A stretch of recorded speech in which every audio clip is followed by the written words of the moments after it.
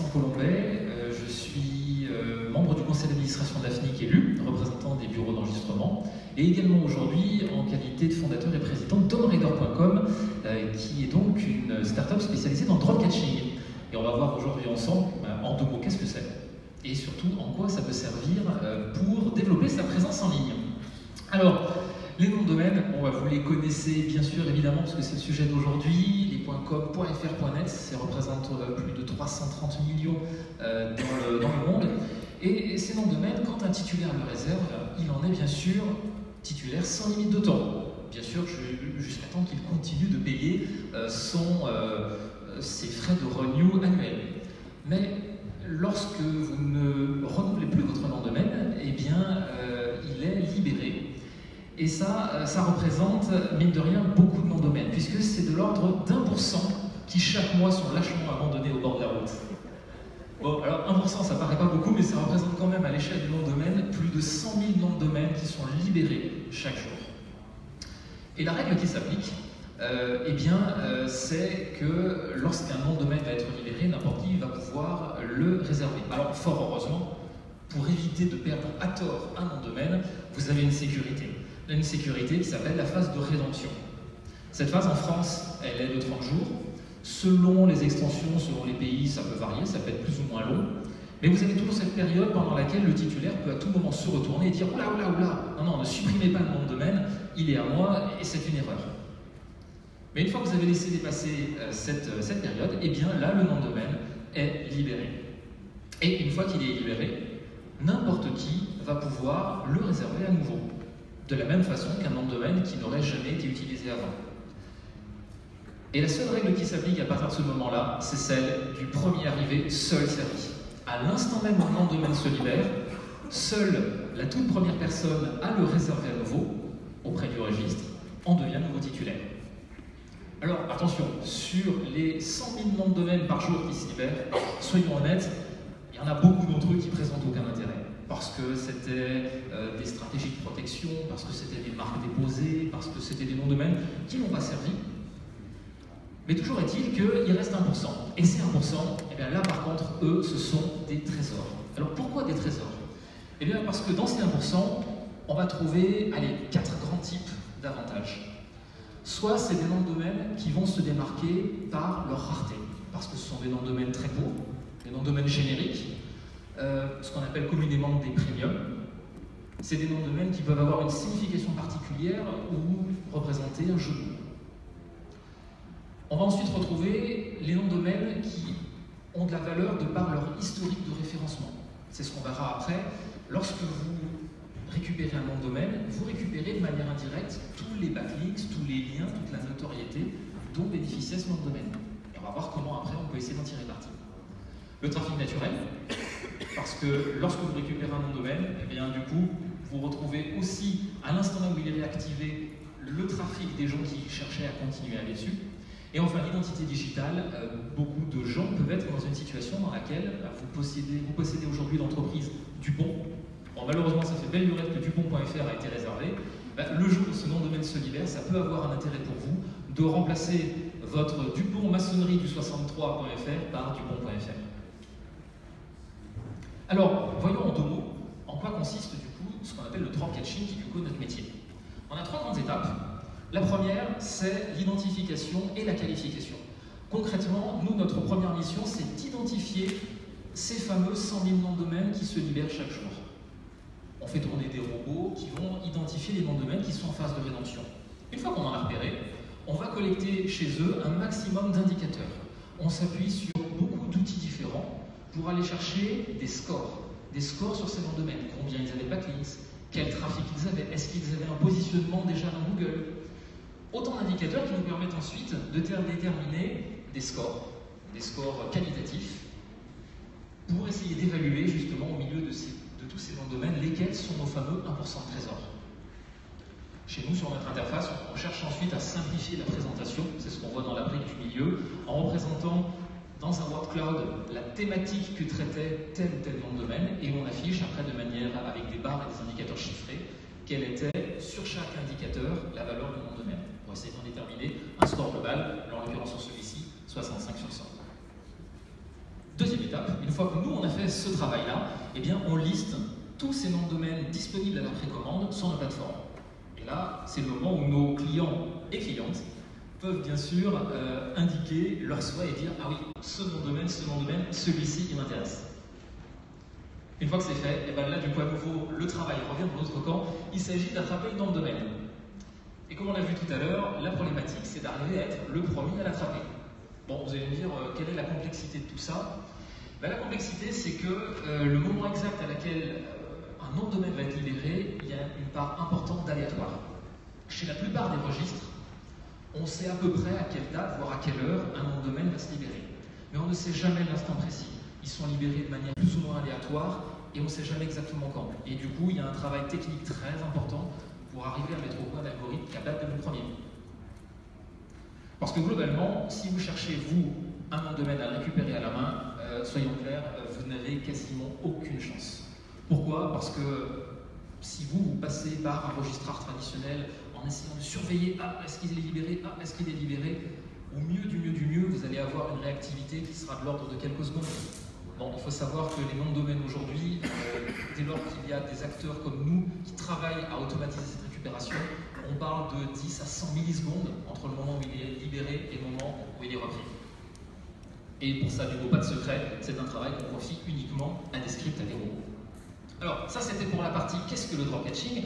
Maintenant, on va voir ensemble comment, avec cette activité, vous pouvez vous développer votre présence en ligne. En quoi on peut vous être utile?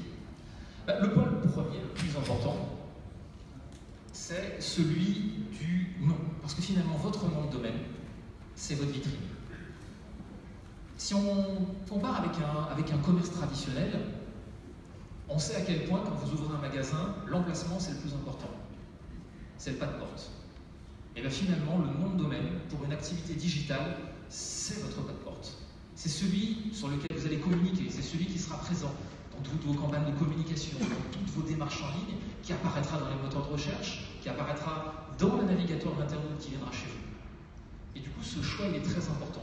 Important pour être facile à mémoriser, facile à lire. Et si ce nom de domaine, il est rare, vous avez travaillé dessus, il est qualitatif, eh bien, votre business n'en sera que plus mis en avant. Et du coup, avec les noms de domaine expirés, comme on l'a vu tout à l'heure, eh bien, ça vous donne accès à des noms qui sont pris depuis bien longtemps et que vous n'auriez sinon jamais eu le moindre espoir de pouvoir obtenir pour votre business. Et le deuxième point le plus important, sur lequel on a effectivement beaucoup de clients, c'est le fait de pouvoir développer son référencement naturel.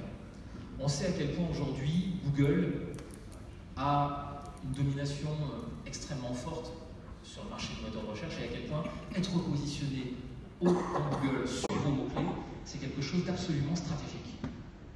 Et bien du coup, avec des noms de domaine expirés, comme on l'a vu tout à l'heure, lorsque vous récupérez un nom de domaine qui avait déjà des liens, bien du coup ces liens, quelque part, vous allez en hériter. Parmi les intérêts que ça peut avoir, eh bien, c'est que ça va vous permettre de développer notamment votre réseau de contenu. Avec le graphique barbare que vous voyez à l'écran, certains reconnaîtront ce que les agences de référencement, ce que vous travaillez sous la forme de réseau de contenu. Le réseau de contenu, c'est quand vous, par exemple, vous vendez du voyage, vous êtes le bloc vert tout en haut, et que du coup, vous vous êtes amené, pour optimiser votre référencement sur les mots-clés voyage, à développer des liens qui vont pointer vers des sites de contenu autour de votre thématique, qui eux-mêmes vont pointer vers enfin d'autres sites de contenu ou vos blogs, pour enfin pointer vers votre site principal. C'est un travail qui est titanesque. Bon, il y a des agences qui le font très bien, et c'est payé très cher, mais c'est pas forcément à la portée de tous, surtout pour quelqu'un qui démarre ou à des petites échelles. Et bien du coup, avec les noms de domaine expirés, vous pouvez zapper l'étage rouge et l'étage jaune et commencer directement à l'étage bleu. Pourquoi? Parce que en récupérant un nom de domaine expiré, surtout si vous l'avez bien choisi, vous héritez de toute cette hiérarchie historique. Vous héritez de ces liens de confiance. Pour vous donner un exemple concret, ce que beaucoup de nos clients recherchent, c'est par exemple des sites qui étaient en rapport avec des médias, qui étaient en rapport avec de l'actualité, ou qui avaient un trust très important, c'est-à-dire une confiance accordée par Google qui était très forte. On est par exemple, alors c'est des exemples, heureusement on n'en a pas tous les jours, mais par exemple, c'était nous qui avions récupéré Vals.fr, ancien site ancien blog d'un homme politique connu, comme ça, on a récupéré lafrancefort.fr. Alors je vous rassure, on ne fait pas dans la politique, mais c'est souvent effectivement intéressant à étudier parce que c'est souvent des noms de domaine qui ont énormément de liens venant de sites médias. Et ça, Google, il aime beaucoup. Et lorsque vous recyclez ces sites pour y faire un autre contenu qui ne viendra pas enfreindre les droits de l'ayant droit de la marque lorsque c'est un nom identifiable, et bien du coup, vous pouvez de manière tout à fait légitime et propre utiliser ce contenu et gagner beaucoup de temps. Et la cerise sur le gâteau, on l'a dit, c'est qu'un certain nombre de ces sites, et c'est pas toujours facile à identifier en amont, ont un trafic historique extrêmement fort et continuent de l'avoir. Et il est loin d'être rare que lorsqu'on réserve des noms de domaine qui viennent de se libérer, immédiatement après, dès que la page parking est installée, on constate un flux de trafic naturel très important qui arrive dessus. Alors voilà, je voulais me concentrer sur ces deux principaux aspects, parce que des opportunités autour des noms de domaine expirés, nos clients nous en font découvrir chaque semaine des nouvelles. On a vu des gens qui, eux, par exemple, utilisent nos services pour se construire des sites de contenu sur lesquels ils vendent après des articles dédiés au référencement, sur des plateformes assez différentes. On a découvert qu'on avait des clients qui avaient développé tout un métier autour de ça. On en a d'autres qui s'en servent pour collecter du lead. On a des gens qui, du coup, récupèrent comme ça des noms de domaine, ils mettent dessus un contenu en rapport, par exemple, avec de la collecte de devis, et du coup, ça leur fait des leads qualifiés qu'ils peuvent ensuite également revendre ou monétiser. Voilà, ce sont que quelques exemples que je souhaitais vous présenter aujourd'hui. Voilà, et du coup, pour finir, nous, donc, DomRaider, on est cette plateforme de drop catching. Aujourd'hui, on est le principal acteur en Europe, on a développé des accréditations sur plus d'une quinzaine d'extensions et de marchés. Et on essaie de faire notre travail au mieux pour récupérer les noms de domaine pour nos clients. Merci à tous.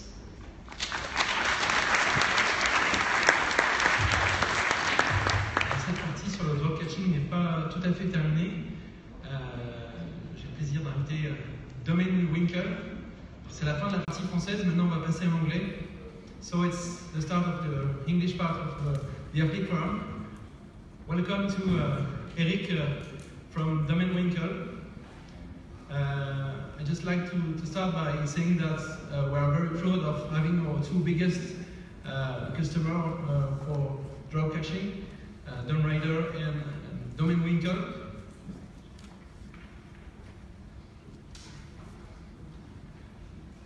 Eric, I suppose you introduce yourself? Yes, hi. Sorry, this is in English because my French is very bad.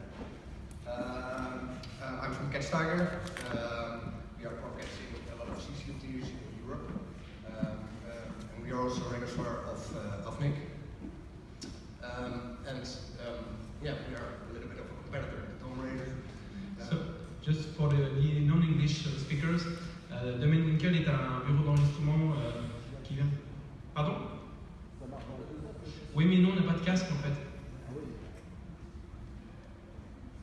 Est-ce que quelqu'un veut une traduction en français? Est-ce que tout le monde suit ce petit moment en anglais? Do you need French? Est-ce que vous avez besoin d'une traduction en français ou pas? Non? Ok.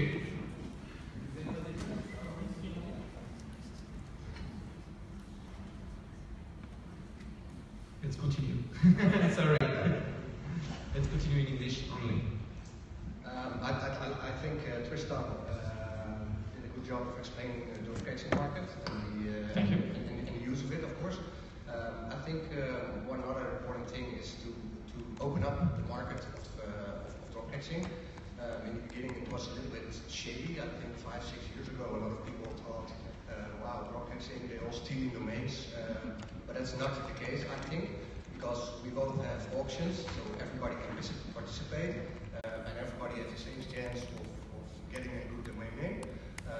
And it's not only bought by bigger domainers that are going to sell it for a big price, but it's most of the time that the domain is going to be used for sale or just landing pages or new websites that are created. I think it's important that they use it and not only stack it with domainers and sell it for a very high price. Yeah, I think it's correct. Usage of expired domain names is really important. More than just trying to park them and to sell them on marketplace. Usage for SEO usage or usage like that I've stated just before is forwarding. Yes, with that. Usage is the key. So, can you? You said you're working all over Europe. Can you tell me how it happens in other countries? We started.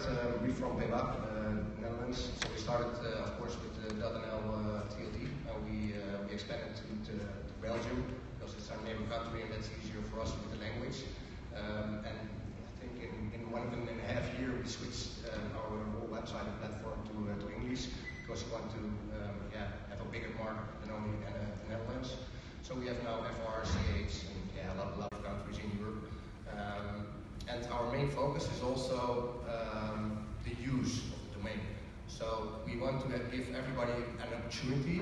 We want to make it transparent. So our biddings are open. You can see what happens. And we want to give everybody a same and fair chance of getting a domain and use them. Because after the catch, we also are a hosting company. We are registering the domain and we offer them a package to our website or the Mabel website or support them to use the domain. To answer your question, in different countries there are a lot of different rules about how expired domain names are freed. The only common rules is the first come first served basis. But the way the domain expires is very different, and the way drop catching companies like Eric or me are working is very different. As he said before, only a few years ago, the very few drop catching actors were seen like evil. It was bad. Yes, we are stealing domains. Hopefully now it's something far more regulated, and in Europe there are only 2 registries that have created specific registrar offers for drop catching companies. It's only DNIC in Deutschland, Germany, and in France, AFNIC.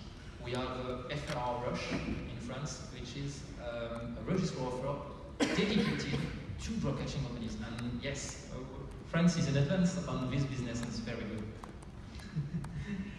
Thank you. I'd like to ask you one more question. Maybe it's the same one than the one I asked this morning. Imagine you have an SME, just an entrepreneur just in front of you. Which kind of advice would you give to him to develop his online presence? I think back to the CEO part. It's important for every business to be found in Google. I think for many businesses that's the starting point. And with aftermarket domains that are dropped, your chance increases heavily to be found in Google. And you don't have to be an expert to start with it. I think you need to read some blogs, catch the right domains, and just start with improving your findability on Google and expand your business that way. Okay, and if I buy one domain at Catch Tiger or Domain Rider, how does it work? Do I just need to make a simple redirection, or do I need to work on it to make it work? How do you need to make it work? To make the SEO effect work. SEO. Yeah. I think that Tristan explained it perfectly with the tier 1, tier 2, tier 3. You can start a link building network on your own, but of course, when you start a new business, for example, don't just be focused on a new domain that doesn't exist yet. I will advise go and look after other places like DomRaider or our Catch Tiger place, and search for a domain over there. And look to the backlink profile, look to the keywords that are linked to it, look into it, and maybe buy that domain instead of a new one that you need to build up your presence in Google, like Page Authority and Domain Authority. Maybe it's already there and it can help you to kickstart your business. Okay. I think each case is different, and the way you want to use the domain names, there is a different solution. The sure thing is, the advice would be just call us, because we are a team of 30 people in more than 3 countries now, and we can help you to find the best solution to use expired domain names. One question? So in English, right? Yeah, please. Okay. Basically the question is, okay, so I want to start a new business, and I'd like to have a domain name with already a traffic on it. But how do I know that the traffic is compatible with my business? For example, you took the example of the political domain, of a political domain name. If I register such domain, maybe the visitors or the traffic already existing, or even the Google reference, the SEO, the Google placement will be more linked with the political topics than my business, my core business. So that's basically my question. How do I know that the traffic, already existing traffic, is compatible with the business I want to launch? We offer a search engine on the website. You just have to type the keywords you want to be on, and we sort it for you. Okay, so you sort by the type of traffic then? We sort by the traffic type. There are no external indicators that can give you a real vision of the traffic, but you can have some indicators on historical position, website position, on which keyword was the website ranking in the last months, in the last years, and that's helpful. Regarding the keywords then. Okay. One more question there. 2?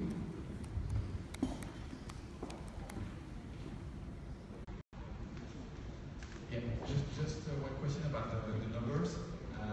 How many domains do you catch per month, and how many .fr, for instance? I think, yeah, we only catch domains that we have bids on, just from our customers.